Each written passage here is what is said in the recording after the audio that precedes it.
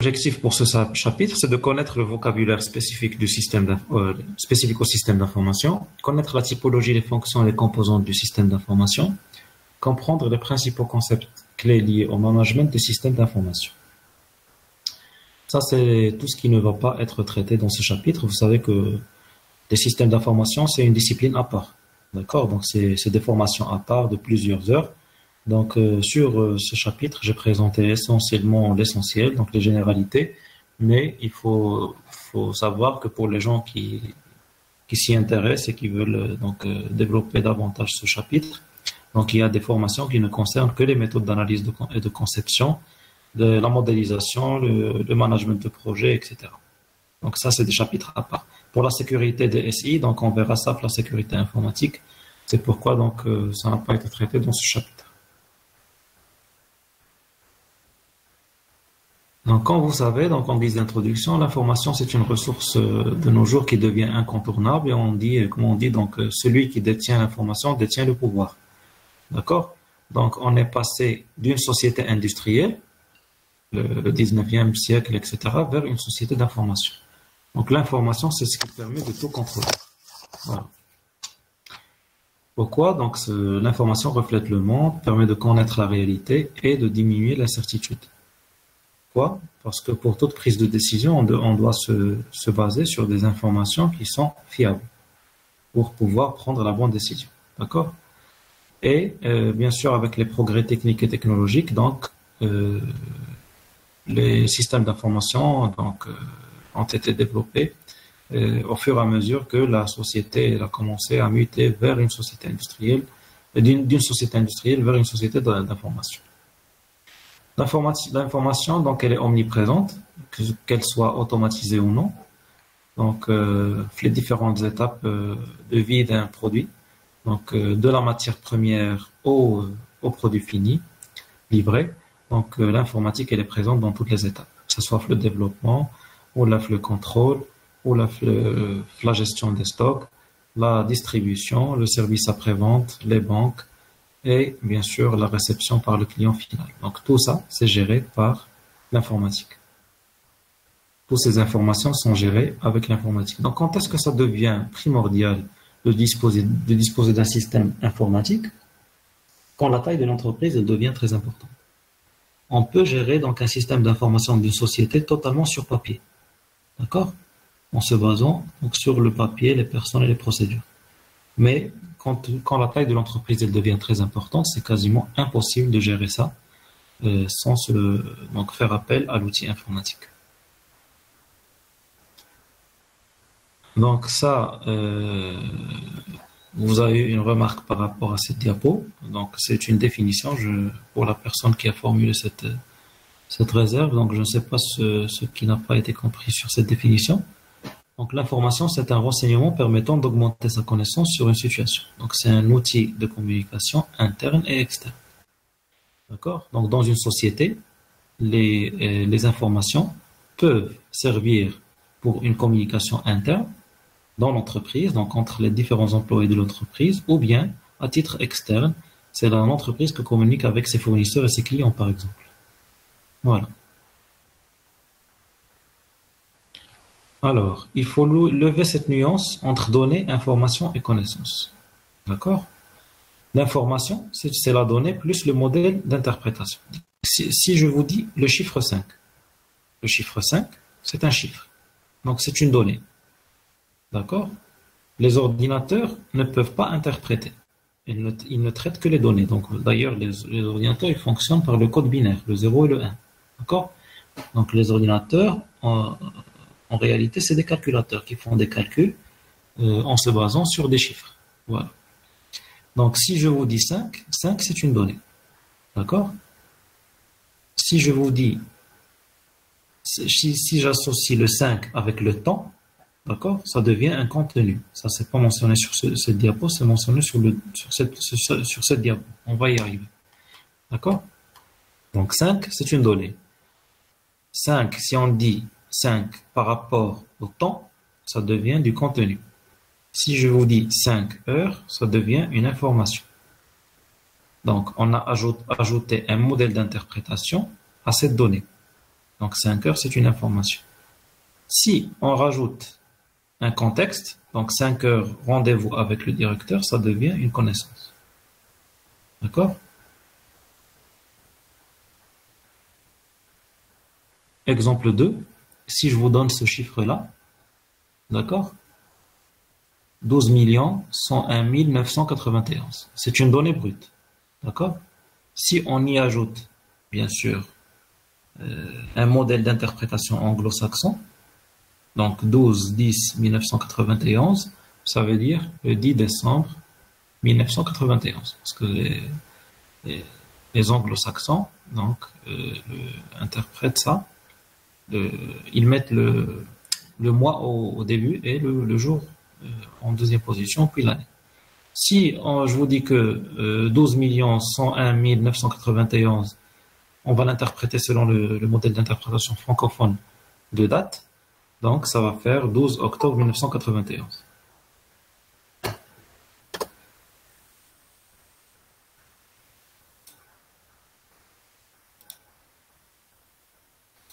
C'est bon?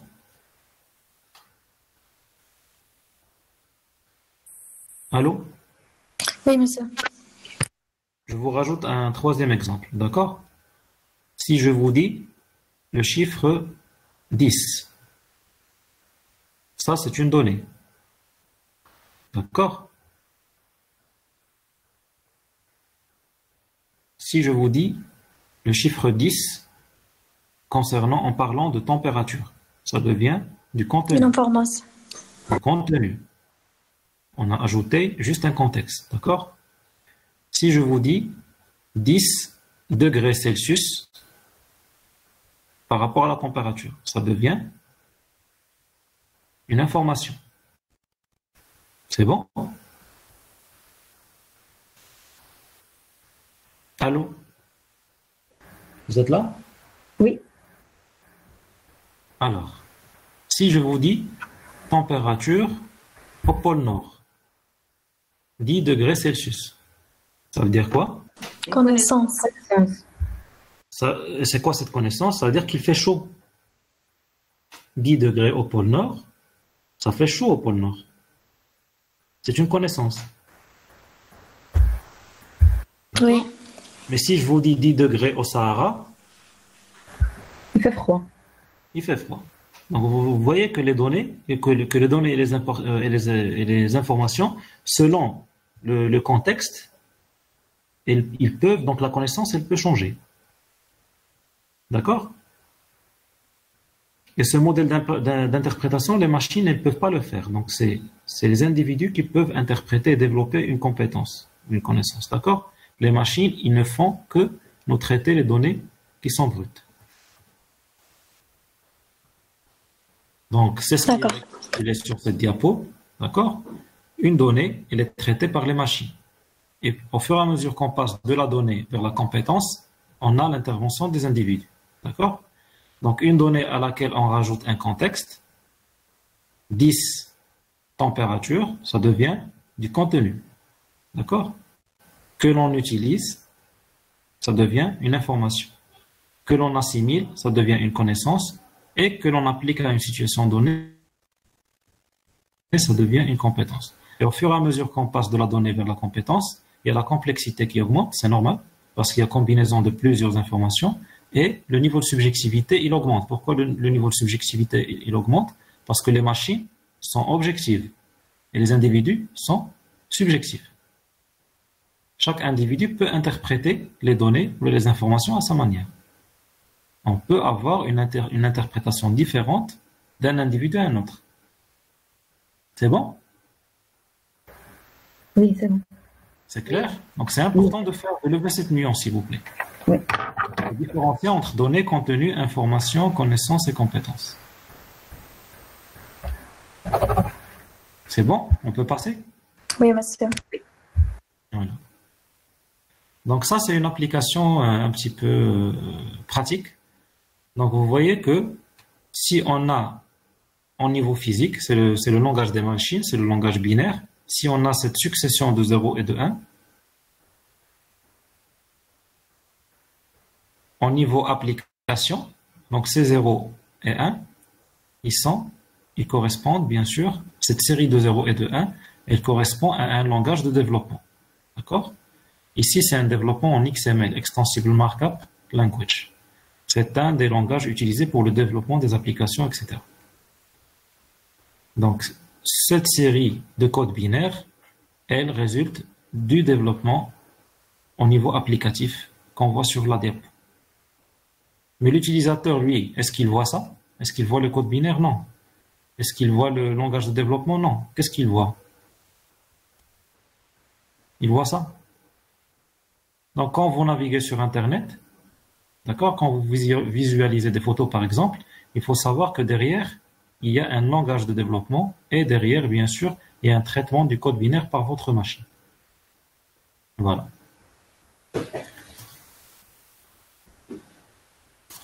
Alors, comment on peut classer les informations? Donc, les informations, on peut les classer selon leurs origines. Donc, origine interne à l'entreprise, par exemple, origine externe, informations externes qui proviennent de l'environnement. D'accord? Selon la durée de vie, on parle d'informations volatiles, quand cette information elle a une courte durée de vie, quand elle n'est pas stockée. Et on parle d'informations persistantes.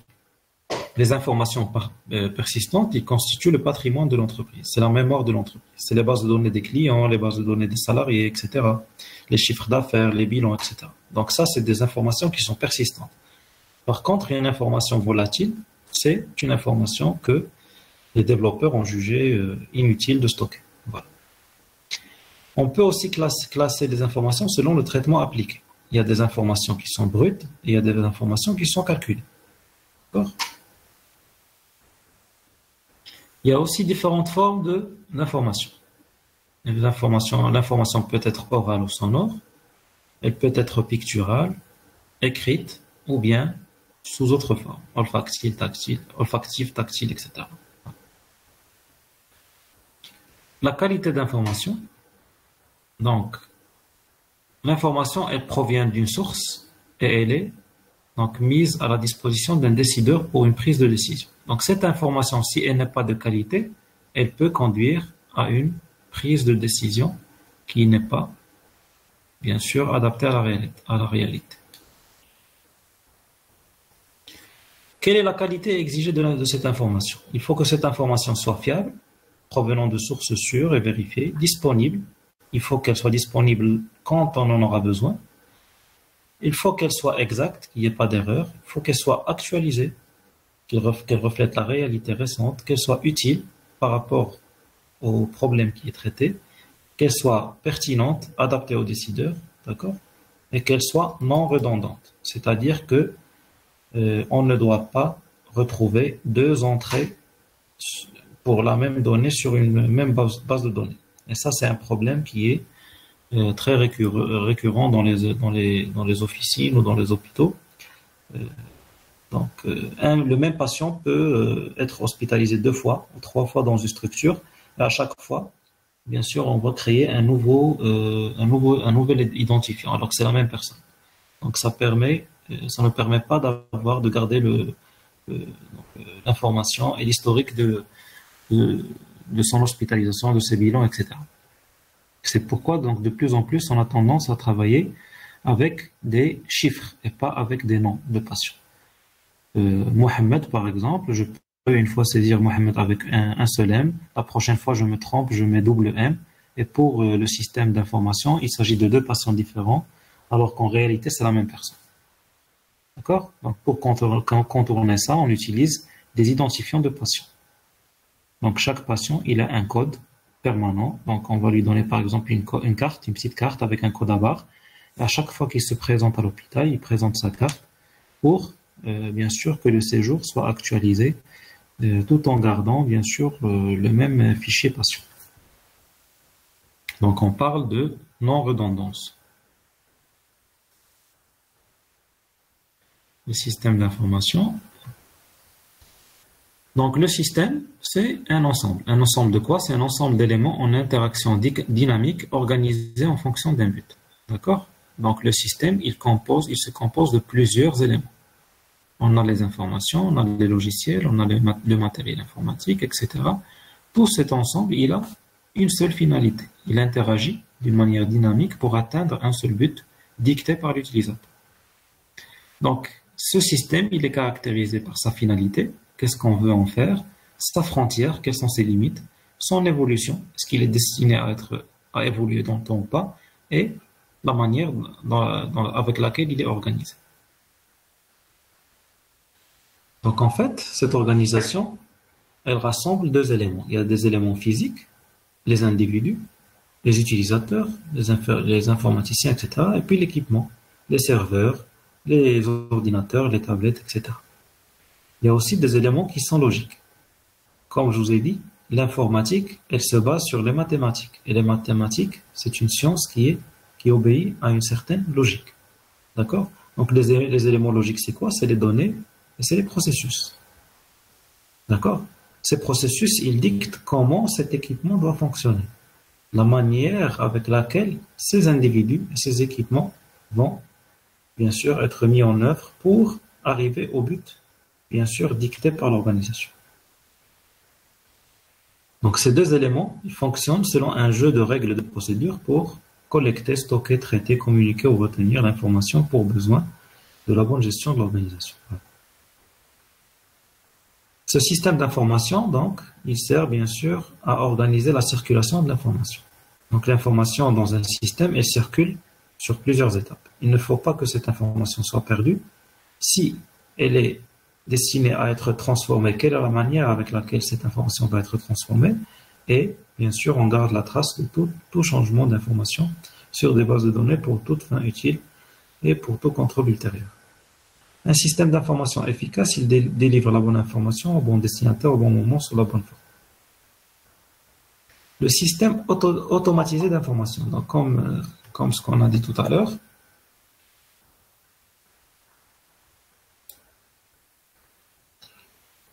le système d'information, il peut exister totalement sous format papier. D'accord? Mais quand la taille de l'information de l'entreprise devient très importante, c'est quasiment impossible d'opérer avec un système archaïque, comme on a dit, donc, et on va bien sûr faire appel au système, à l'outil informatique pour permettre un traitement automatisé, bien sûr, des informations dans un système d'information. Donc l'informatique, c'est la science de traitement automatique de l'information, etc. Donc la combinaison, donc il y a eu une question posée dans ce sens. Le système automatisé, le système d'information automatisé, c'est la combinaison entre le système d'information qui peut exister sous forme papier et le système informatique. Voilà. Le système d'information, c'est l'organisation de l'entreprise, travail par échange d'informations, etc. Le système informatique, c'est le support de stockage. Au lieu d'utiliser le papier, on va utiliser des disques durs, des serveurs, etc. pour faciliter la tâche. Comme je vous ai dit, donc un système d'information peut être basé entièrement sur la méthode manuelle, sur les 3 P, personnes, procédures et papier. Donc les procédures dictent comment les personnes doivent fonctionner et la traçabilité, elle est, bien sûr, la transmission de l'information, elle fait appel au support papier, au registre, etc., aux fiches, etc. Donc en les combinant, on a le système automatisé d'information. Quelles sont les fonctions, les composantes et les rôles d'un système d'information? Donc les fonctions, c'est la collecte de données, d'accord, à partir d'une source interne ou externe. On va collecter des informations à partir des données de notre entreprise, c'est des données qui sont internes à notre entreprise, ou bien provenant de sources externes, à partir de nos fournisseurs par exemple, ou nos clients, etc. Et il a aussi une fonction de stockage, un système d'information, donc c'est la mémoire de l'organisation, c'est le patrimoine informationnel, et qu'il faut protéger à tout prix. D'accord? Quand une entreprise perd donc, les bases de données de son système d'information, c'est en général, c'est catastrophique. D'accord? Parce que l'ensemble des informations stockées, c'est ce qui permet à l'entreprise d'avancer et de se développer davantage en capitalisant sur les expériences précédentes. Et voilà. Donc, si on perd nos données, donc, on retourne à la case départ. Voilà. Il a aussi comme fonction le traitement des données. Donc, le traitement permet de répondre aux besoins internes et externes de l'organisation. Le traitement, il peut consister en des opérations de tri, de calcul et de regroupement. Et en général, il fait appel à des outils comme des ordinateurs, des serveurs, des logiciels, etc. Donc, qui permettent un petit peu de traiter ces données et donner quelque chose de pertinent aux décideurs pour une prise de décision. Le système d'information a aussi comme tâche le fait de diffuser l'information. Donc, soit sur support électronique ou papier, et selon des protocoles de communication bien définis. Quelles sont les composantes de ce système d'information? Donc, il y a une composante humaine, c'est les utilisateurs. Il y a une composante organisationnelle, c'est les procédures et les processus de travail. Et elle a une composante technologique, c'est les matériaux et les logiciels. Donc aujourd'hui, on parle plus des technologies de l'information et de la communication, l'éthique. Donc l'éthique, pourquoi on parle aujourd'hui d'éthique? C'est l'ère des big data, donc c'est les données, le volume de données très important, et avec le développement de machines puissantes, ces technologies ont vu le jour et c'est des technologies qui ont facilité bien sûr la gestion des données. Vous savez qu'aujourd'hui, il y a des sociétés qui se développent de plus en plus et qui proposent à de grandes sociétés la gestion des informations. C'est-à-dire qu'il y a de grandes sociétés internationales qui n'ont quasiment plus de département informatique et qui vont sous-traiter cette activité chez une société spécialisée en big data. C'est la société qui met à la disposition de ses clients les serveurs pour le stockage de l'information et ils prennent la responsabilité de la maintenance, de la sécurité informatique, de la gestion des données, etc. D'accord? Bien sûr, il y a des contrats qui sont bien ficelés avec des clauses des mesures qui sont draconiennes. Pourquoi? Parce que c'est une lourde responsabilité, le fait de gérer les données d'une société très très importante. Pourquoi? Parce qu'en cas de perte de données, donc les dégâts, comme je l'ai dit, risquent d'être catastrophiques. Donc voilà. Donc c'est des nouvelles sociétés qui sont en train d'être mises en place et spécialisées dans le traitement massif des données à grand débit. Donc pour la société, elle n'a quasiment plus besoin d'avoir un service informatique. Il suffit d'avoir une connexion Internet. Et toutes les données sont virtualisées dans des serveurs qui existent chez le fournisseur de cette prestation. Donc l'avantage d'éthique, ils sont caractérisés par leur grande capacité de traitement automatisé, rapide, d'un grand nombre de données. La capacité de stockage elle est énorme, voire illimitée, et la capacité de partage, de copie et de diffusion des données, donc elle se base sur des protocoles de connexion assez performants, surtout avec le développement bien sûr de la fibre optique, etc. Donc ces technologies ont pu voir le jour et se développent de plus en plus dans le monde. Donc, pour schématiser un petit peu les composantes et la fonctionnalité de ce système d'information, donc le système d'information, qu'est-ce qu'il fait? Il va prendre une information, des données à partir d'une source qui peut être interne ou externe à l'entreprise. Cette donnée, elle est qualifiée d'intrant, d'accord? Elle est saisie dans une base de données de l'entreprise. Ensuite, elle est traitée, elle est transformée, d'accord? Comment elle est traitée et transformée? Donc, à l'aide de matériel, logiciels, etc. Donc, les données sont déposées sur une base de données centrale, d'accord? Et à chaque fois qu'on en a besoin, donc, les données sont saisies, transformées, stockées. Quand on en a besoin, on fait appel à cette base de données et les données sont diffusées vers l'extérieur. Donc, c'est des données extrants, donc, qui sont communiquées donc, à leur destination définie. Voilà. Donc, c'est un système qui est responsable à la collecte, au traitement, au stockage et à la communication des données. Voilà. Donc, les rôles du système d'information, donc, au niveau opérationnel, donc, ça permet des actions sur le terrain. Et au niveau décisionnel, ça permet la prise de décision. C'est les décisions managériales pour le pilotage de l'organisation et des décisions stratégiques pour la fixation des objectifs. D'accord? Allô? Vous êtes là? Oui, on vous suit. Oui, monsieur. D'accord. Donc, le SI, il a aussi un rôle important dans le management des connaissances ou le knowledge management qu'on a vu tout à l'heure. On verra quand. Donc, dans une entreprise, le fait de collecter, stocker des informations, c'est pas suffisant. C'est bien, mais c'est pas suffisant. C'est le basique, d'accord? Mais ce qui est important, c'est le management des connaissances, parce que les sociétés maintenant, ils se basent sur l'étude du comportement des consommateurs et comment ils peuvent étudier ces habitudes. Donc, ils sont en train de collecter des données provenant de clients, d'accord? Pourquoi? Pour étudier des habitudes et pouvoir prédire un comportement par la suite qui peut, bien sûr, présenter une opportunité de vente d'un service ou d'un bien donné. D'accord? Donc, ça permet un petit peu d'anticiper le marché et de prendre le devant de la scène, bien sûr, marketing. Donc, la connaissance est un élément immatériel attaché aux individus. D'accord?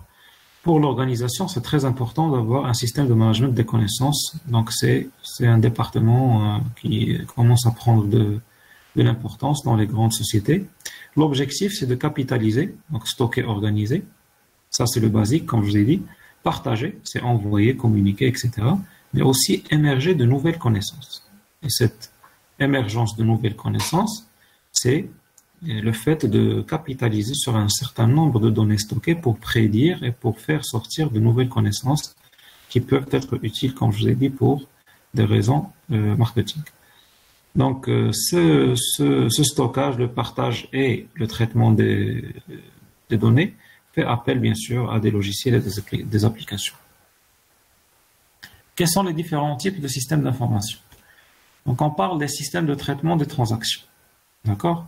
Le système de traitement des transactions, comme son nom l'indique, donc c'est les transactions, donc c'est les transactions entre clients, fournisseurs, créanciers, employés, etc. D'accord? Les systèmes d'information de gestion, les SIG, communément appelés SIG, donc c'est les activités de gestion de l'organisation. C'est le contrôle des opérations sur le terrain, c'est le contrôle de gestion et c'est la planification stratégique. On a aussi les tableaux de bord de gestion. Les tableaux de bord, comme leur nom l'indique, c'est comme le tableau de bord d'une voiture. Donc, ça permet d'avoir des indicateurs avec des graphiques, des témoins, des pourcentages, etc., qui permettent, bien sûr, une prise de décision fiable en faisant appel aux résultats significatifs qui sont dégagés dans l'exercice précédent, par exemple. Il y a les systèmes d'information d'aide à la décision qui reposent sur des matrices qui sont déjà pré-programmés, comme le Teriac, le Vidal par exemple. Ça, c'est des outils d'aide à la décision. Et il y a les systèmes experts, donc qui sont bien sûr spécialisés dans le management de la connaissance. Donc, c'est des systèmes de base de connaissances utilisés dans l'intelligence artificielle et qui représentent les connaissances d'un expert à l'aide de moyens informatiques. Donc, c'est un traitement selon des protocoles bien définis, un traitement d'un certain nombre d'informations pour dégager de nouvelles connaissances, notamment dans le domaine de l'intelligence artificielle.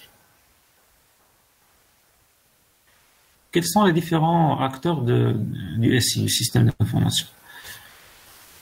Donc, il y a les acteurs internes ou externes, donc, qui sont les personnes, les machines, les logiciels, les producteurs ou les consommateurs de l'information. D'accord? Donc, les acteurs internes, c'est les opérateurs, les cadres, les directeurs, les actionnaires, les propriétaires, etc. Les acteurs externes, c'est les clients, fournisseurs, administrateurs, etc. Ces acteurs-là, donc, ils utilisent le système, mais ils n'ont pas de fonction stratégique. D'accord? Donc, c'est des utilisateurs. Le volet management et pilotage, il est à ce niveau. D'accord? Il y a le gestionnaire du système d'information qui est responsable de la cohérence du SI, de son évolution, de la sécurité, etc., de la formation des utilisateurs. Et il y a aussi l'informaticien qui peut être soit interne, c'est un poste interne à l'entreprise, ou bien externe quand il y a de la sous-traitance. Quand on va sous-traiter cette activité chez un prestataire externe on peut appeler ça l'infogérance. D'accord? C'est la gestion informatisée du SI de l'entreprise.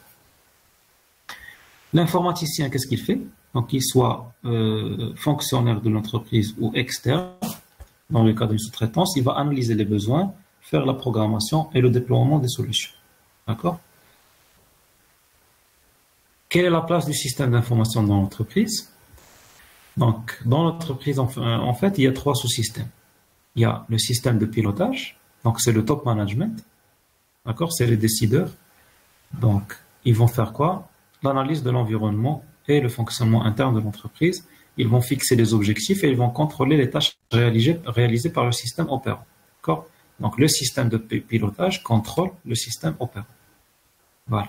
Il va lui donner les objectifs et il va contrôler est-ce que ces objectifs ont été bien atteints ou pas. Le système opérant, c'est l'opérationnel, c'est les ateliers, c'est la production. Voilà.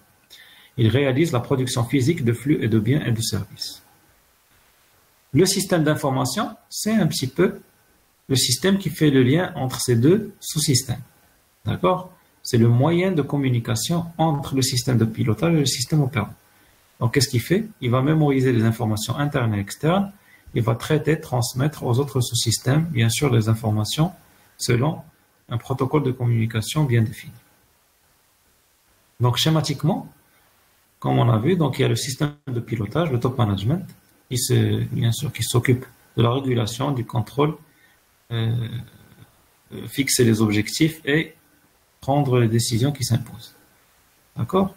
Donc, par le biais du système d'information, il va donner les directives au système opérant, d'accord, qui réalise les actions. En même temps, ce système d'information, il va remonter les informations qui concernent le fonctionnement du système opérant.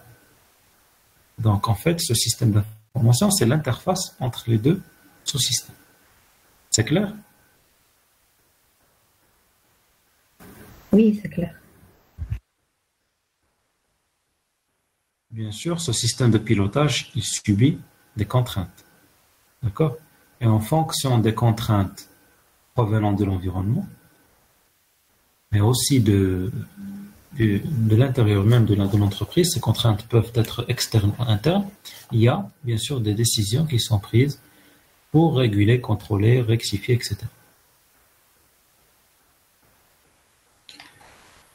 Une chose très importante, un système d'information n'est jamais isolé. Souvent, ce système d'information est amené donc, à communiquer avec un autre système d'information. Mais ici, un élément très, très, très important. Il faut que les 2 sous-systèmes puissent se comprendre, puissent parler le même langage. Et ça présente une contrainte majeure, donc qu'on verra bien sûr dans un chapitre ultérieur. On va y revenir. Monsieur, communique avec d'autres systèmes d'information au sein de la même entreprise. Allô? Pardon? Le système d'information communique avec d'autres systèmes d'information au sein de la même entreprise. Alors, le système d'information, il englobe plusieurs composantes dans la même entreprise. Mais des fois, vous avez une société mère et des filiales. D'accord? Donc, chaque filiale, elle a son propre système d'information. Mais la société mère, elle a aussi un système d'information qui permet de donner les directives à l'ensemble des filiales. Et aussi, les filiales entre elles, elles peuvent avoir la nécessité de communiquer entre eux. Donc, si les différents systèmes d'information ne peuvent pas être interfacés, ne peuvent pas communiquer entre eux, donc en général, ça présente une contrainte majeure pour la performance de l'entreprise. D'accord? D'accord, monsieur. Et on verra, donc il y a tout un chapitre qui est dédié à ça. On va y arriver.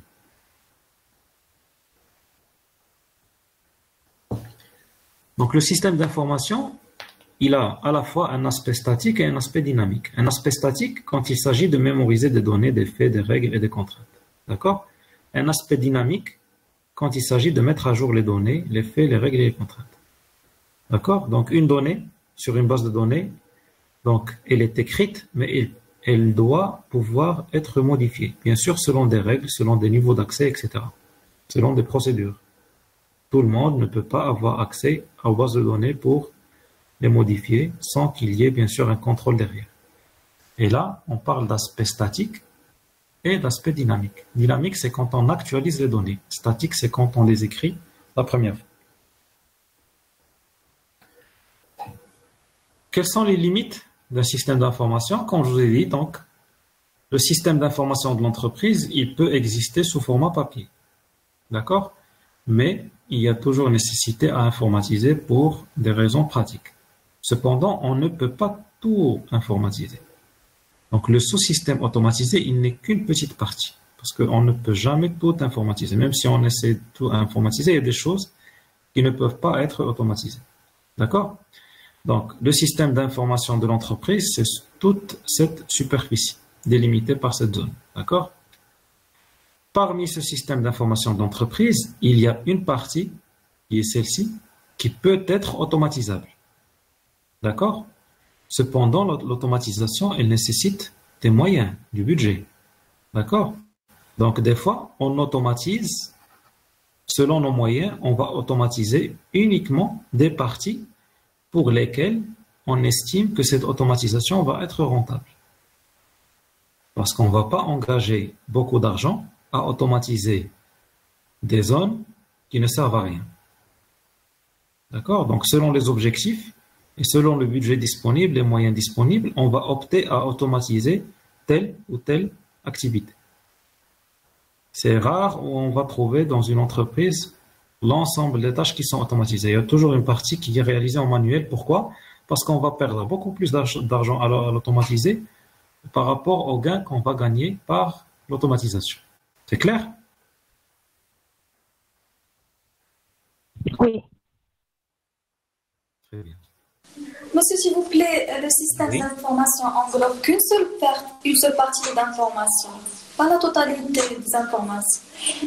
Alors, le système d'information, le cercle bleu, tout ce qu'il y a à l'intérieur. Tout ce qu'il y a à l'intérieur, c'est le système d'information de l'entreprise. Maintenant, le petit cercle qui est au milieu, c'est la partie du système d'information qui peut être automatisable, qui se prête à l'automatisation.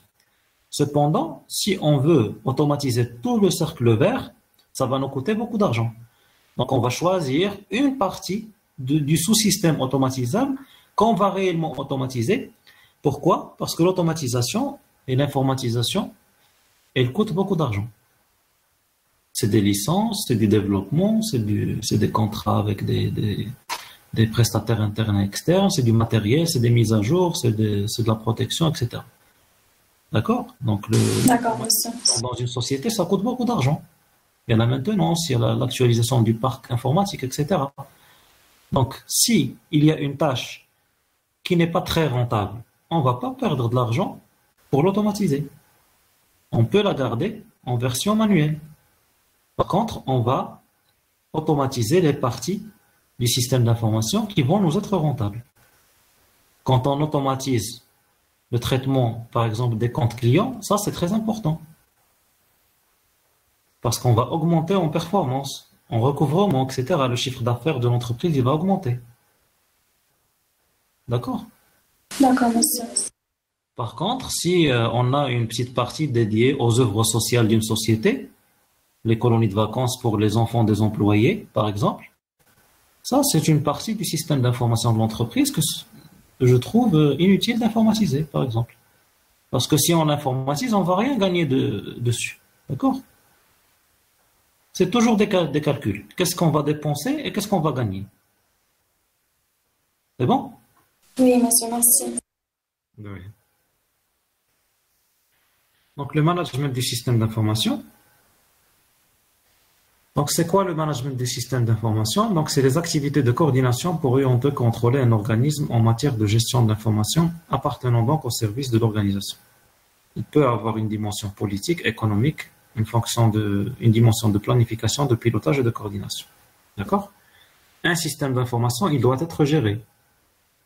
D'accord? Il faut qu'il y ait quelqu'un responsable de ce système d'information qui fixe une stratégie, une politique pour ce système. Quels sont les gains? Quels sont les buts? Quels sont les résultats attendus? D'accord? Il y a beaucoup de volets qui doivent être gérés. Et cette gestion, donc, c'est le management du système d'information et qui peut avoir, comme je vous ai dit, selon cette définition, qui peut revêtir plusieurs dimensions, donc à savoir dimension politique, économique, planification, pilotage, etc. Donc, le management du système d'information, c'est un processus permanent. Donc, le système d'information, qu'il soit automatisé ou pas, il est toujours mis en œuvre. D'accord? C'est le cœur de l'entreprise. Il ne cesse jamais de fonctionner. Voilà. Donc, automatiquement, le management du système d'information aussi doit être un processus permanent parce que, au fur et à mesure que le système d'information fonctionne, il faut qu'il y ait quelqu'un derrière pour, bien sûr, l'entretenir, etc. Il se base, bien sûr, sur un nombre de connaissances, sur des techniques et sur des outils pour, bien sûr, la gestion des données et leur sécurité. D'accord? Donc, la finalité, c'est quoi, en fait? C'est l'organisation et la protection du système d'information. Donc, c'est ça le rôle du management du système d'information. C'est son organisation pour qu'il puisse fonctionner d'une manière organisée, puisse donner les résultats qui sont escomptés et qu'il puisse être protégé parce qu'il y a toujours des vulnérabilités informatiques, etc., qui peuvent atteindre le système d'information de l'entreprise. Alors, quels sont les enjeux pour le management du système d'information? Réaliser un système d'information cohérent et agile. Comment ça? C'est en intégrant les nouveaux besoins de l'entreprise. Vous savez que les besoins de l'entreprise, ils évoluent chaque jour. Donc, chaque jour, on a un nouveau besoin qui apparaît. D'accord? Il y a des choses qui deviennent obsolètes, mais il y a de nouveaux besoins qui apparaissent. Donc, il faut que le système d'information soit cohérent et soit agile, qu'il puisse y avoir une flexibilité, qu'on puisse le faire évoluer. Et il faut, bien sûr, tirer profit des nouvelles technologies. Donc, s'il y a de nouvelles technologies qui apparaissent, donc, si c'est vraiment abordable, il faut en profiter. Pourquoi? Parce que ça permet d'augmenter la performance des systèmes d'information. Assurer la sécurité des systèmes d'information. Il y a les vulnérabilités induites par le facteur humain. Il y a la sécurité propre du système d'information. Et puis, il faut veiller à la continuité en cas de sinistre, répondre efficacement et rapidement aux problèmes informatiques, etc. C'est bon? Donc, en cas de catastrophe naturelle, en cas d'incendie, par exemple, il ne faut pas que les données de l'entreprise soient atteintes. D'accord? C'est pourquoi on travaille aujourd'hui avec des serveurs. Donc, en général, les données, c'est rare où on trouve les données de l'entreprise stockées au niveau de l'entreprise. Il y a des serveurs qui sont localisés dans des zones éloignées de l'entreprise, comme ça. Et en général, on utilise plusieurs serveurs, et pas un seul. Comme ça, s'il y a un incendie, s'il y a une catastrophe, donc même si l'entreprise est atteinte, il y a les données qui sont bien conservées.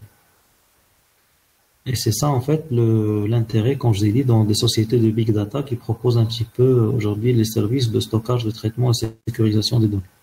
C'est pour pallier un petit peu à ces problèmes. Donc, vous imaginez les banques, si jamais, par exemple, il y a un tremblement de terre, est-ce que les données des banques, est-ce qu'on a droit à perdre les données de banque? Non. Ça pourrait être catastrophique. D'accord? Donc, c'est des données qui doivent être précieusement gardées dans des serveurs qui sont bien sécurisés, donc à l'abri de tout risque ou toute atteinte donc qui peut nuire à ces données et à leur stabilité. Monsieur, s'il vous plaît, les enjeux d'un système d'information aussi, c'est de permettre d'intégrer et de maîtriser les contraintes légales et fiscales. D'accord?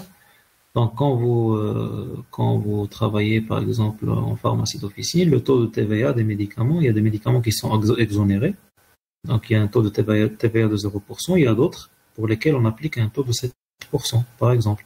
Donc, il faut que votre système d'information puisse être paramétré de façon à appliquer le taux de TVA dicté par, bien sûr, la fiscalité. Voilà. Donc, selon le type de produit pharmaceutique que vous vendez, il faut que vous ayez la possibilité de paramétrer soit du 0%, du 7%, du 14%, du 20%, etc., selon le type de produit que vous vendez dans votre pharmacie. Il y a aussi les contraintes légales, par exemple la traçabilité des médicaments dérivés du sang ou des dispositifs médicaux implantables. Donc, il faut que votre système puisse permettre une sauvegarde de la traçabilité des numéros de lot, etc., des différents produits qui sont utilisés. Donc, c'est ça, en fait, les contraintes légales et fiscales. Donc, pour résumer, donc, ces normes-là sont dictées par des normes et des référentiels. Donc, les référentiels donc, qui traitent du management du système d'information. Donc, ça, c'est juste à titre d'exemple. Il y a le référentiel ITIL, COVID. ISO, c'est la norme aussi 27001. Donc, qui parle un petit peu des bonnes pratiques de management du système d'information. Et qui dicte un petit peu quels sont les prérequis d'un bon système de management, un système les prérequis du management d'un système d'information.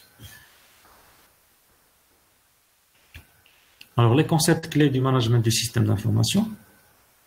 Donc, on parle de e-gouvernance. C'est quoi l'e-gouvernance? C'est l'ensemble des meilleures pratiques à mettre en œuvre par toutes les parties prenantes d'une entreprise, à savoir la direction générale, la direction métier et la direction du SI, pour que le système d'information de l'entreprise soit aligné sur la stratégie de l'entreprise, qu'il soit performant en termes de création de valeur et conforme aux réglementations. Ça veut dire quoi?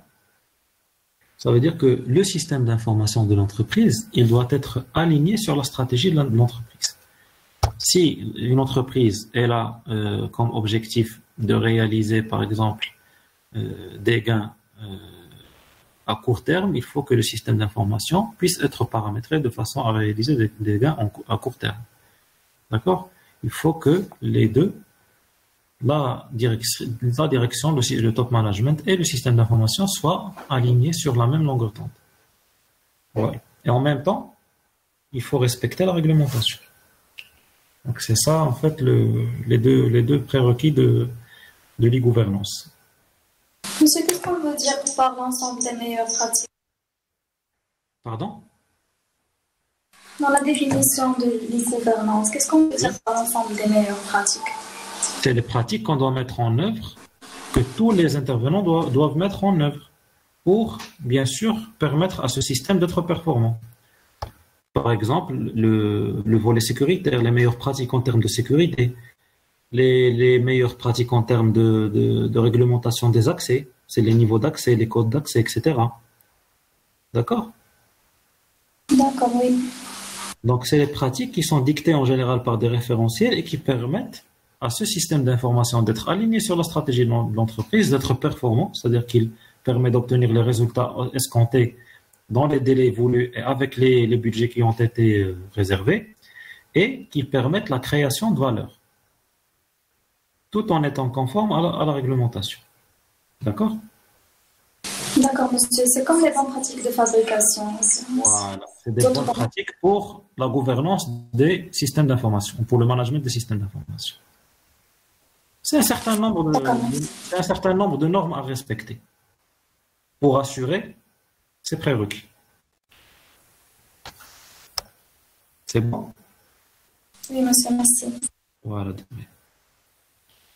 Donc, il y a cette e-gouvernance se base sur 7 principes fondateurs. Il y a l'alignement stratégique. Il faut que la stratégie de l'entreprise soit alignée avec le fonctionnement du SI. Le management IT. IT, c'est pour dire Information Technologies. D'accord? Donc, le management, pour qu'il soit assuré. La gestion des ressources, qu'elles soient matérielles ou autres. La maîtrise des risques, c'est la gestion des risques, entre autres la sécurité, etc. La gestion de la performance et des services, pour que le système soit performant. L'audit et le contrôle. Donc, l'audit et le contrôle, c'est des fonctions qui sont indispensables. Pourquoi? Parce que ça permet de rectifier le tir et de savoir où est-ce qu'on va. Est-ce qu'on est performant ou pas? Est-ce qu'il y a des actions amélioratrices, etc. Et puis, la valeur et la maturité des technologies de l'information. Donc, au fur et à mesure du développement du système d'information, on dit que le système devient mature. C'est-à-dire qu'il devient capable de créer de la valeur. Voilà. L'urbanisation des systèmes d'information. Vous voyez ce point d'exclamation?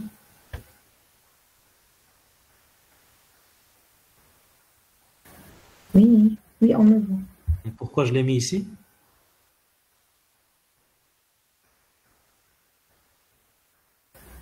Parce que le terme, c'est un peu, n'a pas vraiment une relation avec le système d'information. Non, parce que tout simplement, c'est très important. Cette partie, elle est très importante à retenir. D'accord? Oui. Monsieur, il y a une question dans la section messages. Donc, Dans les messages, monsieur, il y a une question. oui. Dans le Pour... message. Oui. Attendez, je vais voir tout de suite.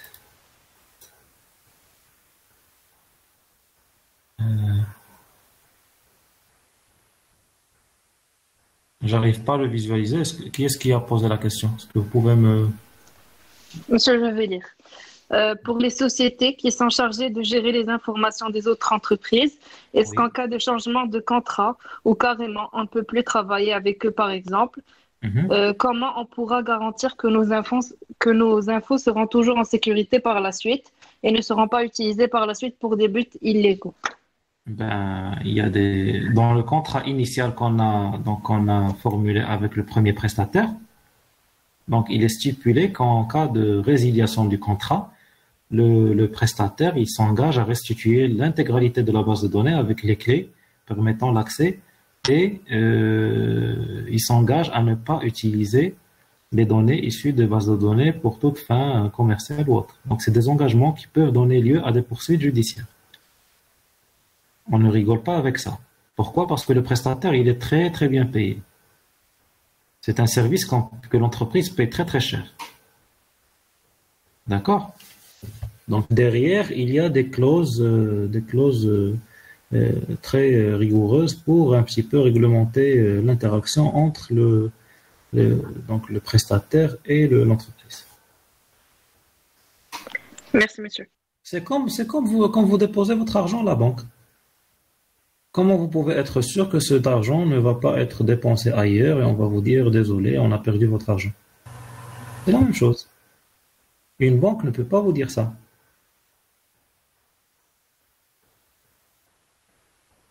D'accord?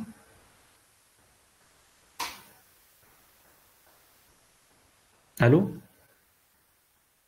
Oui, d'accord, monsieur. D'accord. Alors, derrière, il y a des assurances parce que même le prestataire, quand il prend cette responsabilité, le risque zéro n'existe pas. Même s'il est de bonne foi, il peut y arriver des circonstances de force majeure où les données peuvent être détruites ou dérobées, etc., piratées, etc. D'accord?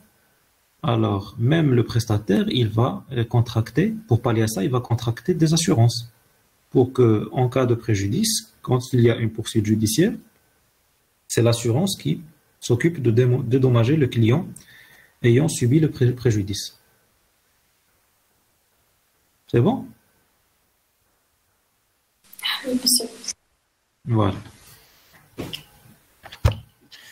Donc, ce chapitre, il est très très important. Donc, vous allez voir pourquoi. Pourquoi on va parler de l'urbanisation du système d'information? On a parlé tout à l'heure, il y a l'une de vos collègues qui m'a posé la question. Est-ce que la société, s'il a plusieurs systèmes d'information, est-ce qu'ils vont communiquer entre eux ou pas? Ben justement, ce chapitre-là, il est dédié à cette partie qui est très très importante. D'accord? En fait, le système d'information d'une entreprise, c'est un système qui est très complexe. D'accord? Il a donné l'exemple de l'hôpital. Le système d'information hospitalier, il se compose de plusieurs applications. Il y a l'application qui gère les rendez-vous des malades, il y a l'application qui gère l'admission des malades, il y a l'application qui gère le laboratoire, il y a une autre qui gère la radiologie, l'autre qui gère l'hospitalisation, il y a la pharmacie, il y a la facturation, il y a la cuisine, l'alimentation, il y a la blanchisserie, etc. Donc vous voyez qu'il y a plusieurs applications dans un système d'information hospitalier, d'accord? Donc c'est un puzzle d'applications hétérogènes. C'est bon? Et en général, quand il y a une nouvelle structure qui est mise en place, un nouvel hôpital par exemple qui ouvre ses portes, en général, il ne va pas commencer avec une application complète, un système d'information complet, complètement automatisé. D'accord? Peut-être qu'un petit hôpital, quand il est inauguré, il est dédié à la santé mère-enfant. Donc, il n'y a que la gynéco et la pédiatrie, par exemple. Mais au fur et à mesure qu'il se développe, il y a construction de nouveaux pavillons. Après, on va ajouter l'oncologie. Ensuite, on va ajouter la radiologie.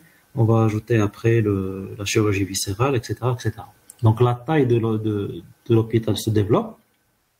Il y a de nouvelles activités qui voient le jour et qui n'étaient pas prévues au début. D'accord? Alors, comment faire pour les intégrer dans le système d'information de cet hôpital? Des fois, c'est très très compliqué. Quand on veut rajouter de nouvelles applications, ça risque de déstabiliser tout le système.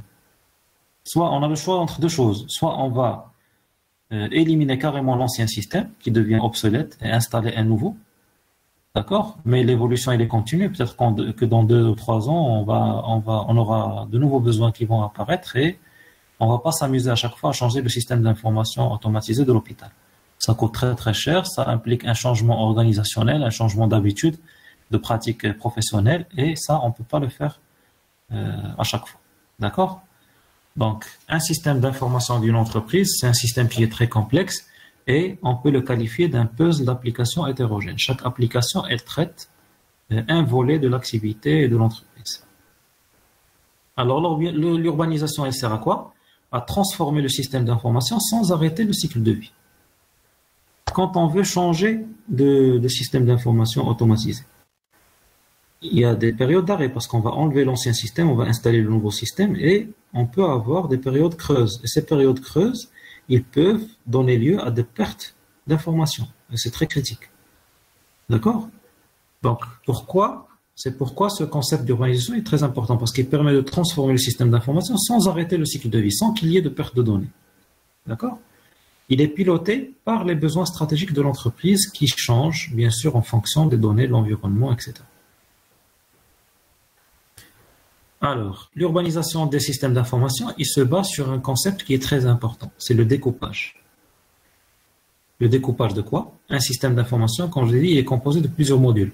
Donc, il faut, pour faire évoluer, par exemple, un module, des fois, on veut faire évoluer un seul module ou 2 modules, pas tout le système en entier. Donc, il faut le découper en petits modules autonomes. Ça veut dire quoi autonome? C'est que chaque module doit être capable de fonctionner d'une manière indépendante des autres. D'accord? Donc, on va découper en petits modules qui vont être autonomes. C'est-à-dire, pour qu'ils soient autonomes, on doit les découpler. Parce qu'en général, ces petits modules sont couplés. D'accord? Si on prend par exemple le module de dispensation des produits pharmaceutiques dans une pharmacie hospitalière et le module de facturation, ce sont 2 modules qui sont couplés. Parce qu'à chaque fois qu'on va dispenser un produit pour un patient, il doit tomber dans le panier de facturation de ce patient. D'accord? Donc, ce sont 2 modules qui sont couplés. Donc, pour pouvoir les faire évoluer séparément, il faut les découpler. Il ne faut pas qu'ils soient dépendants les uns des autres. D'accord? Pour qu'on ait la possibilité de les faire évoluer séparément. Ouais. Avec conservation de la capacité à interagir avec le reste du système. C'est bon? Que vous me suivez?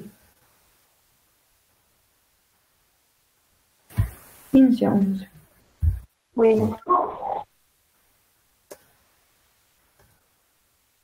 Alors, schématiquement, donc c'est plus parlant. Donc, on a le système d'information. On va le découper en plusieurs modules. Admission, radiologie, résultats de laboratoire, pharmacie, facturation, etc. D'accord? Ensuite, il faut découpler les modules. Il ne faut pas qu'ils soient dépendants les uns des autres. Il faut qu'ils soient autonomes. D'accord?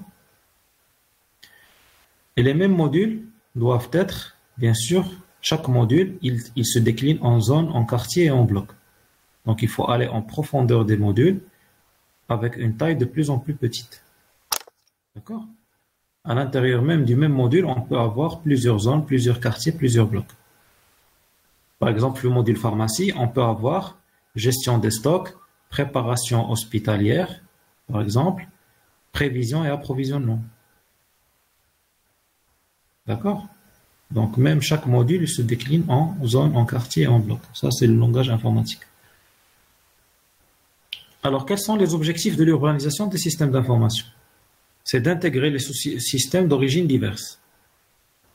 Alors, on peut avoir, par exemple, on a déjà un système d'information qui est installé dans un hôpital. Je prends toujours l'exemple de l'hôpital. D'accord? Un hôpital dont l'activité a été limite au début, d'accord? Et après, avec le développement d'hôpital, il y a besoin à installer de nouveaux modules. On a le développeur des anciens modules qui n'est plus sur le marché. Il a fait faillite, il ne travaille plus, ou bien on n'arrive pas à avoir un terrain d'entente avec lui.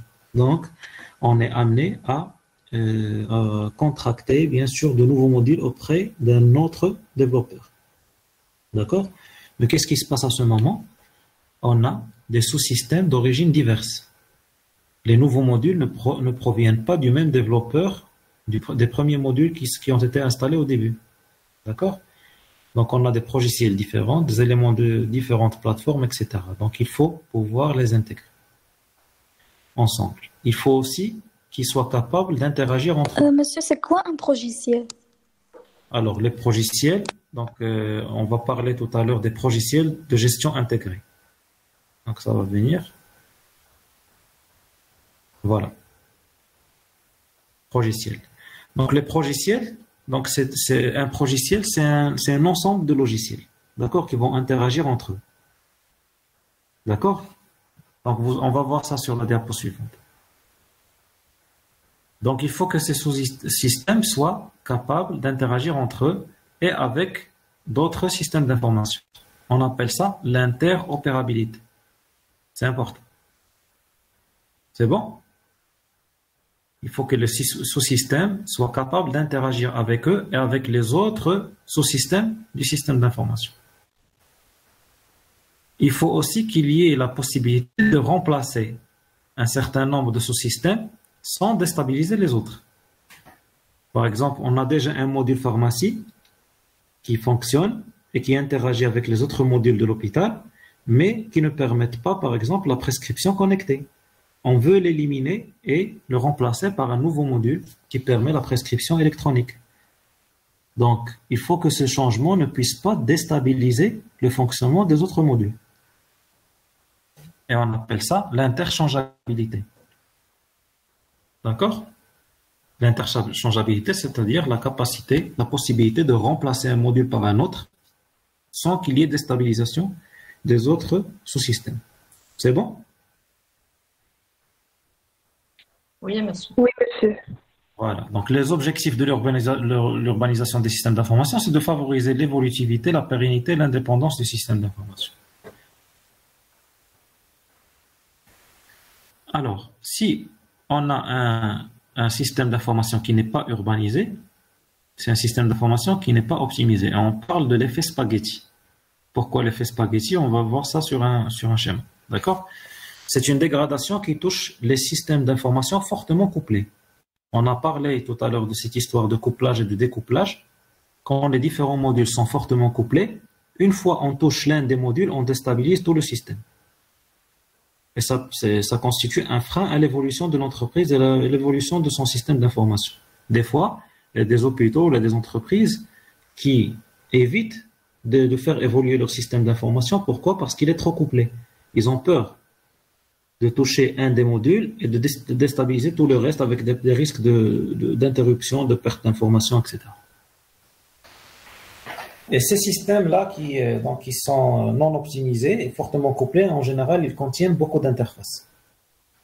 Et en informatique, il faut limiter le nombre d'interfaces. L'idéal, c'est de travailler dans un nombre très limité d'interfaces. Les conséquences, c'est quoi? C'est l'augmentation des coûts de maintenance, parce qu'il y a des pannes fréquentes. C'est l'évolution qui est freinée, voire elle devient carrément impossible à réaliser. Les pannes sont fréquentes, touchant toutes les applications informatiques. Des fois, il y a une panne, le module facturation, qui va impacter, par exemple, le séjour. Ou là, une panne, le module prise de rendez-vous, qui va déstabiliser le fonctionnement du module radiologie, etc. Parce qu'ils dépendent les uns des autres. Monsieur, je n'ai pas compris, non urbanisé, c'est non optimisé. Alors, l'urbanisation, elle sert à ce que le système d'information puisse respecter ces conditions-là. Il faut qu'il donne la possibilité d'intégrer des sous-systèmes d'origine diverses. Donc, quand on achète des applications, des logiciels provenant de fournisseurs différents, il faut qu'on ait la capacité de les intégrer entre eux. D'accord? Il faut qu'ils puissent communiquer le même langage. Il faut qu'ils puissent interagir. Et on parle là de l'interopérabilité. Il faut qu'ils puissent interagir entre eux. Et il faut qu'on ait la possibilité de remplacer l'un des sous-systèmes sans déstabiliser le reste. Et on parle d'interchangeabilité. Ça, c'est l'objectif de l'urbanisation. C'est les systèmes d'information qui sont urbanisés. Par opposition, les systèmes d'information qui ne sont pas urbanisés et qui ne sont pas optimisés vont donner lieu à l'effet spaghetti. C'est-à-dire qu'il n'y a pas possibilité d'intégrer plusieurs sous-systèmes, il n'y a pas la possibilité que les sous-systèmes interagissent avec eux quand ils sont d'origine diverse, et ils ne permettent pas de remplacer un des modules sans déstabiliser le reste. C'est bon? Oui, monsieur. Voilà. Schématiquement, c'est ça. Donc, vous voyez que ce flux d'informations, il ressemble à des spaghettis. C'est pas organisé, c'est pas clair. Donc, pourquoi? Ça, c'est un système qui n'est pas urbanisé. Ça veut dire que chaque application, elle a sa propre base de données. Et quand elle a besoin d'une donnée qui existe chez une autre application, elle doit aller chercher elle-même cette donnée chez l'application X. D'accord? Le module, admettons que l'application 1, c'est le module facturation. Quand on veut faire la sortie du patient, il faut que cette application aille chercher l'information de la cuisine pour voir les données sur la restauration, l'application qui traite de la blanchisserie pour avoir une idée sur, bien sûr, les activités de blanchisserie, la pharmacie pour voir les médicaments qui ont été consommés, le bloc, etc., etc. Donc, chaque application, elle doit faire plusieurs connexions avec plusieurs modules. Et une fois que vous touchez à l'une des applications, vous déstabilisez tout le reste parce qu'ils sont interdépendants. Ils ne sont pas découplés. C'est bon? Oui, monsieur. Donc, c'est difficile de gérer les applications et de les faire évoluer sans risque. Voilà, donc ça, c'est l'effet spaghetti qui caractérise les systèmes qui ne sont pas urbanisés. Donc, pour urbaniser un système d'information, on a le choix entre deux solutions. Soit l'intégration d'applications d'entreprise, d'accord? Soit les logiciels de gestion intégrée. Et là, on va expliquer c'est quoi logiciel. C'est bon? Donc, l'intégration d'applications d'entreprise, c'est quoi? C'est la mise en place d'une interface de communication unique entre les différentes applications de manière à les faire communiquer entre elles plus facilement. D'accord? Ici, chaque application, elle va aller chercher elle-même l'information sur une base de données d'autres applications. Et ça crée un embouteillage, ça crée des anomalies de transmission d'informations et des bugs, ce qu'on appelle des bugs, d'accord? Pour l'intégration d'applications d'entreprise, qu'est-ce qu'on fait? Quand il y a un embouteillage, qu'est-ce qu'on fait? De quoi on a besoin?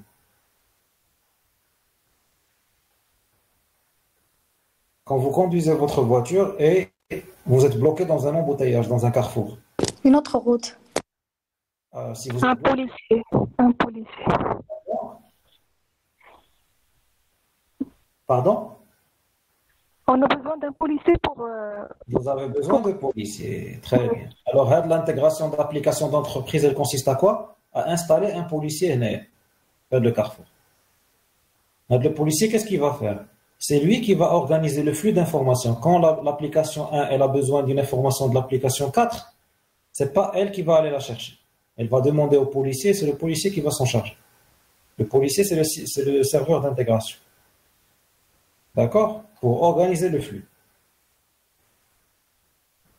En général, on choisit ce mode quand on ne peut pas se passer des applications qui sont déjà installées. Quand on n'a pas la capacité de tout changer par un nouveau système intégré ou un logiciel de gestion intégré. Parce que c'est trop coûteux. Quand on veut conserver quelques applications, quelques anciennes applications, on opère plus avec cette intégration d'applications d'entreprise. On va mettre en place une interface de communication unique entre les différentes applications de manière à les faire communiquer entre elles plus facilement.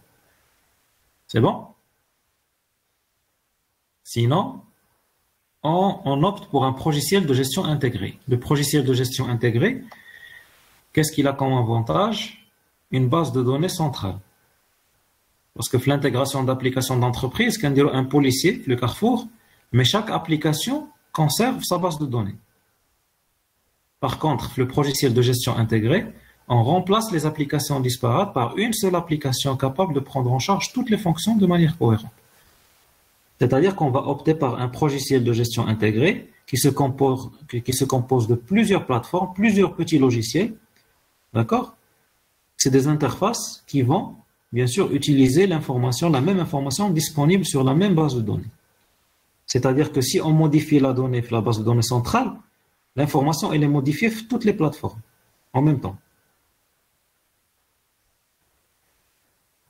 Monsieur, s'il vous plaît, mais le but de l'urbanisation, c'est de séparer les petits modules pour qu'on puisse évoluer les différents modules séparément. Pourquoi là, on cherche de faire communiquer les modules entre eux? Quels les modules entre eux? Par l'intégration d'applications d'entreprise ou bien le logiciel, on cherche à faire communiquer les différents modules ou bien applications entre eux, alors que le but de l'urbanisation, c'est de séparer les différents modules. Ouais. Alors, sur ce modèle-là, le modèle, admettons qu'il est déjà installé dans un hôpital, par exemple, ou là, dans une entreprise quelconque. D'accord? Il fonctionne. Parce qu'à chaque fois, on a rajouté une nouvelle application, à chaque fois, on a rajouté une nouvelle application, on a développé un module, et on a ce résultat. C'est un système qui n'est pas urbanisé. D'accord? Le système d'information, il fonctionne. On ne peut pas l'arrêter. Parce que l'entreprise, elle fonctionne. Elle ne va pas s'arrêter pendant 2 ans ou 3 ans pour permettre l'évolution du SI. On n'arrête jamais l'activité de l'entreprise pour faire évoluer son système d'information. Mais le problème quand le système n'est pas urbanisé, si vous touchez à l'une des applications, tout le reste se déstabilise. D'accord? Si on veut changer, par exemple, enlever l'application 3 et la remplacer par une autre, sans qu'il y ait déstabilisation, il faut installer un serveur d'intégration. Alors, parce que est indépendante. Aucune des applications ne communique avec l'application 3. Il passe par le serveur d'intégration. C'est bon? Oui, monsieur. Une fois qu'elle devient indépendante, vous pouvez la changer, vous pouvez la développer, vous pouvez l'évoluer, l'optimiser, etc., la mettre à jour, etc., sans déstabiliser le reste. Mais faire le cas de figure, ce n'est pas possible. Pour pouvoir la toucher, il faut qu'il y ait un serveur d'intégration. D'accord? D'accord, monsieur. Quand il y a déjà un système qui est installé, qui est archaïque, et qu'on n'a pas les moyens de tout changer. Maintenant, il y a une nouvelle entreprise qui va être installée, il vaut mieux opter par un logiciel de gestion intégrée. Dès le début, on va opter pour un logiciel de gestion intégrée. C'est-à-dire qu'on va installer une solution globale, qui fait à plusieurs modules, et qui sont vendus par module et au besoin. L'hôpital aujourd'hui ne dispose pas d'un centre de radiologie, il ne va pas acheter le module radiologie. Une fois qu'il va créer le service radiologie, il va demander au fournisseur de lui vendre le module radiologie. Donc le module, il fait partie de la même solution, c'est-à-dire qu'il n'y a pas de déstabilisation de la société, il faut juste de l'activer. Il faut le payer, il l'active. Il n'y a pas de déstabilisation du système. Pourquoi? Parce que c'est un système intégré, évolutif. C'est bon? D'accord, monsieur, merci. L'intégration d'applications d'entreprise, quand un système qui est déjà installé, qui est déjà compliqué et qu'on ne peut pas toucher. Donc, quand le serveur d'intégration pour qu'on puisse faire évoluer donc, les applications une par une sans déstabiliser le reste. Mais l'idéal, c'est de commencer même un logiciel de gestion intégrée. Une solution intégrée. C'est qu'on fait tous les modules, on achète juste les composants dont on a besoin, et au fur et à mesure que notre activité se développe et qu'on a des moyens de plus, on peut acheter tel ou tel module. Un hôpital, maintenant affiche la chimiothérapie. Au début, on ne va pas acheter le module chimiothérapie. Une fois qu'on va développer l'activité, on va faire la chimiothérapie, on achète le module de reconstitution des cytotoxiques. On achète au besoin. On ne va pas acheter la solution globale pour des choses dont on n'a pas besoin. Parce que ça coûte très très cher. Mais il faut s'engager avec quelqu'un qui nous donne un système intégré. Un logiciel de gestion intégré avec une boîte qui est très connue, experte dans le domaine et qui nous propose une solution globale. C'est bon? Oui, monsieur. Donc en fait, ça ressemble à ça. Donc vous voyez, Si vous comparez ça avec ça n'a rien à voir. Parce que le système non optimisé, non urbanisé, qui est l'effet spaghetti, l'application 1, elle communique avec la 2, ou la 3, ou la 4, ou la 5, ou la 6, etc. Alors qu'ici, on va installer un serveur d'intégration. C'est le policier de le Carrefour qui va organiser le flux d'informations. Bien sûr, sur ce modèle, chaque application, elle a sa propre base de données. Mais l'application 1, si elle a besoin d'une information, l'application 4, elle ne va pas aller la chercher elle-même. Elle va demander au serveur d'intégration, et c'est le serveur d'intégration qui va la ramener. Elle a communiqué l'application 1. C'est bon? Oui, monsieur. Voilà. Alors, l'intégration d'applications d'entreprise, chaque application a la base de données d'IALA et on a un seul serveur d'intégration. Les logiciels de gestion intégrés, les PGI, ou MAHD. D'accord? Parce qu'on a une base de données centrale. Donc, on a les différents modules. D'accord? Qui est le module gestion commerciale, qui est le module de production, comptabilité, liaison bancaire, immobilisation, etc. Le module e-commerce, etc. D'accord? Donc, les modules, l'entreprise, elle n'est pas obligée de les acheter toutes dès le début. D'accord? Peut-être qu'au début, elle va concentrer son activité sur les modules en rouge. Et au fur et à mesure du développement de l'entreprise, elle peut avoir besoin des autres modules. Maintenant, ça devient facile. Il suffit de les acheter et de les activer sur la plateforme qui est sans qu'il y ait un problème de déstabilisation des autres modules déjà existants en production. C'est bon? Oui, monsieur. Oui, monsieur. Alors, le logiciel de gestion intégré, un module, c'est une fonction de l'entreprise. D'accord? Donc, chaque module, il traite d'une fonction de l'entreprise, mais la base de données, elle est centrale. Donc, c'est une seule base de données. Tout le monde va aller chercher l'information. Au lieu d'aller la chercher le serveur d'intégration ou l'application concernée, elle a une seule base de données. D'accord? Donc, le patient, le nom, prénom, l'âge, le sexe, le type de couverture médicale, il est inscrit dans la base de données. Une fois qu'il dit une radio, la radio, la base de données leader, avec la date, les résultats, etc. Une fois il prend un médicament de la pharmacie, qui est dans la base de données. Donc, toutes les informations, ils sont rassemblées dans la même base de données. Mais si le modèle la pharmacie fait les informations et les médicaments qui ont été reçus, mais l'information, elle a les radios qui ont été faits. L'application des résultats de laboratoire fait les résultats des bilans, mais les traitements qui ont été pris à la pharmacie, etc. Donc, ça reste le meilleur dispositif. Mais certes, il coûte beaucoup plus cher. Au début, l'investissement. Mais à long terme, il revient beaucoup moins cher que ça. Parce qu'à chaque fois, il faut acheter une nouvelle application avec de la maintenance à part, etc.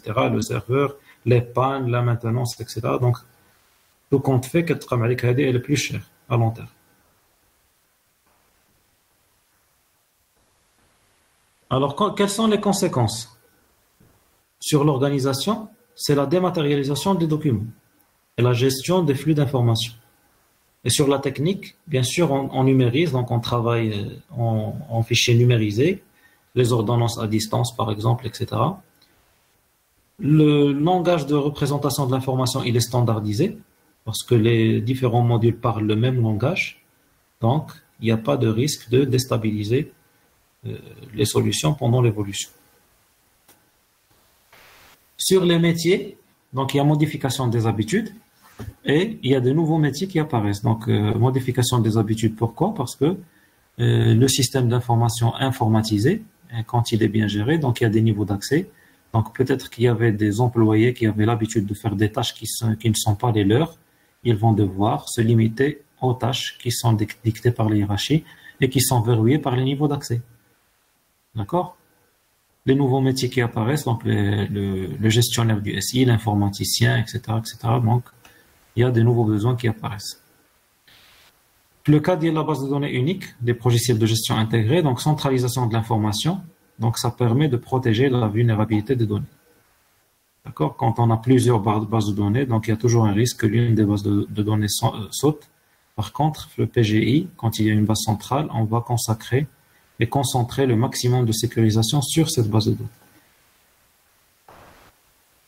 Alors, quels sont les obstacles? Donc, les obstacles, ils peuvent provenir de l'environnement, quand il y a des partenaires non technologiques. D'accord? Donc, quand vous travaillez, par exemple, on est dans un hôpital qui n'a pas de centre de radiologie et qui traite avec, par exemple, un centre de radiologie du quartier. Et ce petit centre de radiologie, il n'est pas technologique, c'est-à-dire qu'il refuse de transmettre, par exemple, les images par CD ou par voie numérique. D'accord? Donc ça, c'est des contraintes, des obstacles à l'informatisation du système d'information. Il y a l'histoire de l'entreprise. Donc il y a des entreprises qui sont archaïques, qui sont contre l'informatisation. Quand on a aussi des solutions qui ne sont pas compatibles, donc quand on développe de petites applications pour des besoins ponctuels et qui ne s'intègrent pas avec le reste de la solution, qui ne parlent pas le même langage, etc., etc. La modification des habitudes des utilisateurs qui sont plus verrouillés, qui doivent respecter les procédures. Parce qu'on ne peut informatiser qu'un système qui est bien organisé. Si notre système de fonctionnement sur papier, il est désorganisé, on ne peut pas l'informatiser.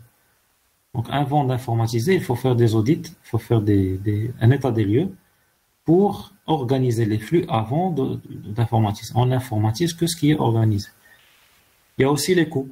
Donc, l'informatisation, elle a des coûts.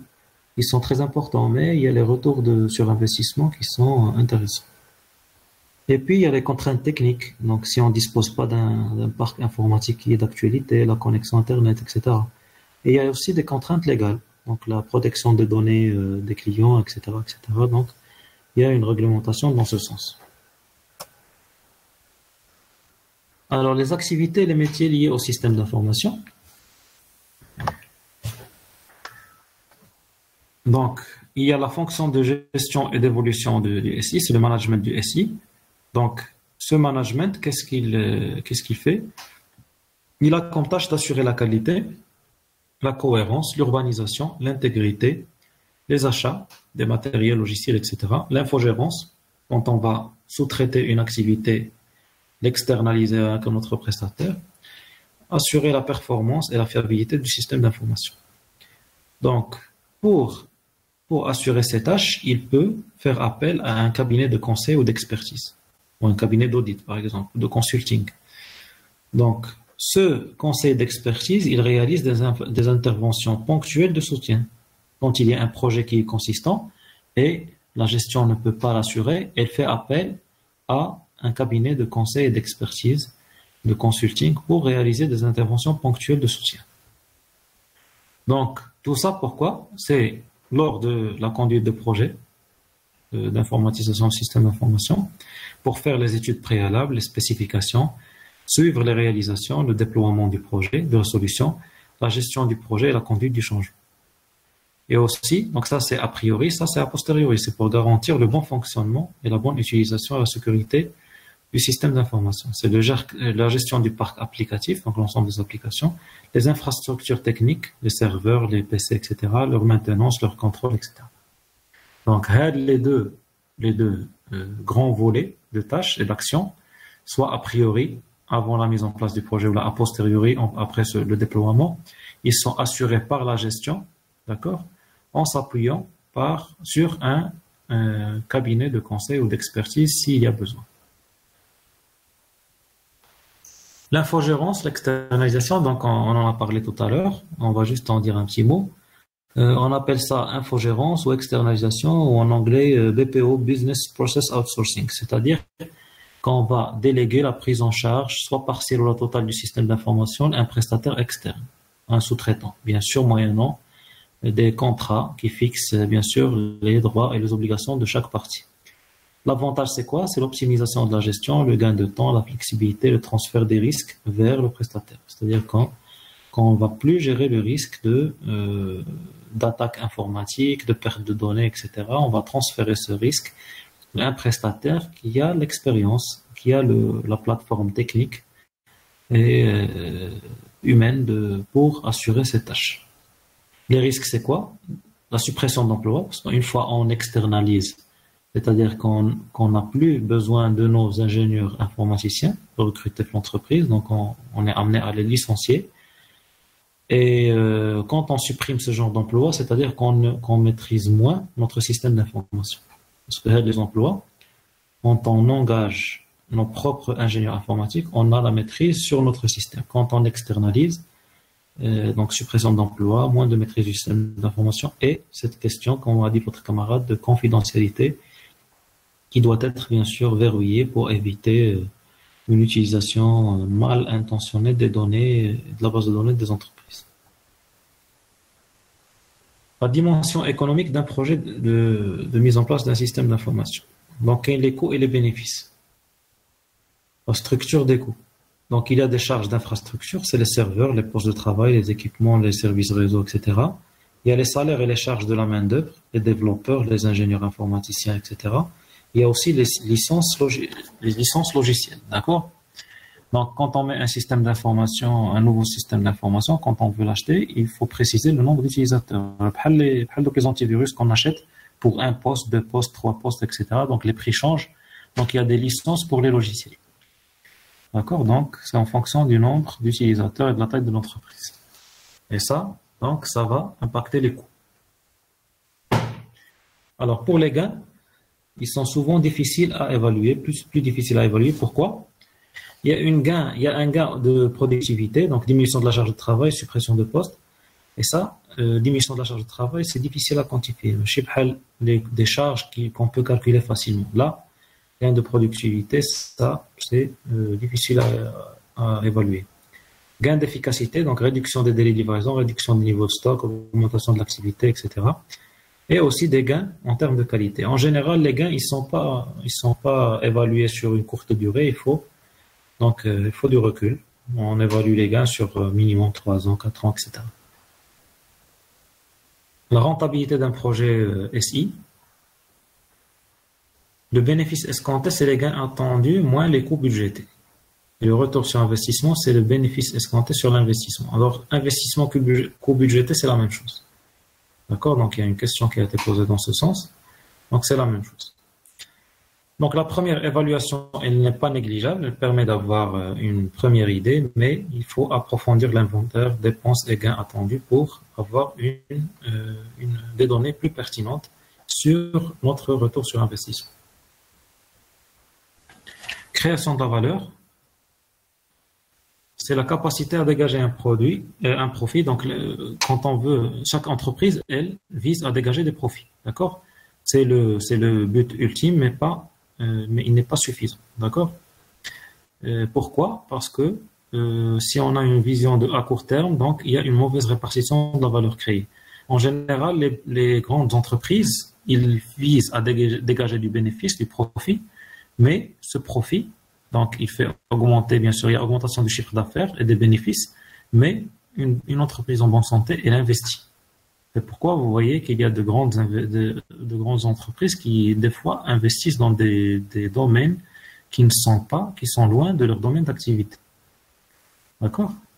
Donc, une société X, elle est spécialisée dans la fabrication de médicaments, l'industrie pharmaceutique, mais une fois l'entreprise se développe, elle va investir dans l'agroalimentaire, elle va investir, par exemple, le domaine du tourisme, etc., etc. Donc, une entreprise qui investit ailleurs, c'est une entreprise qui est en bonne santé. D'accord? Et c'est ce qu'on appelle la création de valeur. D'accord? Donc, une bonne entreprise ne doit pas chercher uniquement à dégager du bénéfice, c'est une vision à court terme, mais elle doit viser la création de valeur. C'est l'investissement dans d'autres domaines. Le fait de diversifier les domaines d'activité, ça a un avantage majeur, c'est quoi? Vous voyez avec le Covid, donc il y a plusieurs domaines qui ont été atteints, qui ont été ruinés. Sauf peut-être le domaine de la santé, par exemple, l'agroalimentaire, qui n'ont pas été vraiment très touchés. C'est pourquoi quand on investit dans plusieurs secteurs différents, s'il y a des imprévus, des situations imprévues, inattendues, s'il y a une partie, donc une filiale qui est dont l'activité est impactée, les autres continuent à travailler. et assure bien sûr la continuation de l'activité le groupe en entier. Donc c'est ça un petit peu l'avantage. C'est assurer la pérennité. C'est pallier à ces aléas de circonstances majeures, etc. Et financer le développement, bien sûr, par le financement du développement de l'entreprise dans plusieurs domaines. Voilà. Donc pour conclure, donc le système d'information, il occupe une place centrale dans l'entreprise. Il faut qu'il permette d'avoir des informations disponibles, fiables, exactes, pertinentes, etc. Et qu'il permette de conserver d'une manière fiable les informations, de les traiter en combinant plusieurs informations pour dégager de nouvelles informations et présenter des informations sous la forme appropriée aux besoins des décideurs pour une bonne prise de décision. Il faut aussi qu'il soit capable de gérer la complexité des données et de favoriser l'interopérabilité, l'interchangeabilité, comme on a vu, par l'intermédiaire, par le biais de l'urbanisation des systèmes d'information. Un système d'information bien conçu évolutif permettrait d'interagir avec d'autres systèmes. On a donné l'exemple tout à l'heure de la société mère et des filiales, et qui peuvent communiquer entre eux avec la société mère, d'intégrer aisément des nouvelles technologies. Quand il y a une avancée technologique, donc on peut l'intégrer dans notre système d'information sans déstabiliser le reste. Et ça, donc, ça permet la performance, la pérennité, la compétitivité et le développement de l'entreprise. Voilà. C'est bon? Oui, monsieur. Oui, monsieur. Des questions sur cette partie?